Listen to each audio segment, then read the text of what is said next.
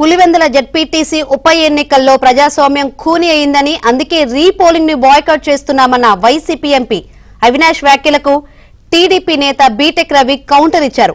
ఓడిపోతున్నామనే భయంతోనే వైసీపీ ఆరోపణలు చేస్తుందని మండిపడ్డారు.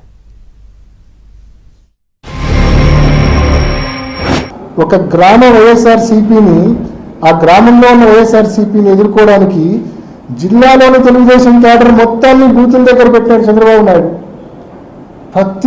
ప్రతి బూత్ దగ్గర మందలు టీడీపీ క్యాడర్ ఉండి లోపలికి పోనించే పరిస్థితి లేదు. ఇది చాలా డేంజరస్ మోడస్ ఆపరండి, చాలా భయంకరమైన ఆపరేషన్ ఇది. కాబట్టి తప్పకుండా ఈరోజు పులివెందులలో ఈ ఆపరేషన్ చంద్రబాబు నాయుడు గారు చేసినారు. రేపు మరొక చోట చేసి ప్రజాస్వామ్యాన్ని పూర్తిగా కూలీ చేసే పరిస్థితి ఉంది. కాబట్టి ఇక్కడ జరిగిన నష్టం మరొక చోట జరగకూడదు. ఇక్కడ కూలీ అయిన ప్రజాస్వామ్యం మరొక చోట కూలీ కాకూడదు. ఇవాళ జరుగుతామని ఏదైతే రీపోల్ అనే ఒక డ్రామాని ఏదైతే పెట్టారో ఆ డ్రామాలో మేము ట్రాప్ లో పడదలుచుకోలేదు. దాన్ని పూర్తిగా మేము బాయ్కాట్ చేస్తా ఉన్నాం. వాళ్ళు అసలు రీపోలింగ్ కావాలని అడిగినదే వైఎస్ఆర్సీపీ పార్టీ. ఇప్పుడు రీపోలింగ్ చేసేటప్పుడు సడన్ గా అవినాష్ రెడ్డి గారు మేము ఆ తర్వాత ఎలక్షన్ మనం బాయ్కాట్ చేస్తున్నామని చెప్తాడు. రీపోలింగ్ కావాలనేది వాళ్ళే.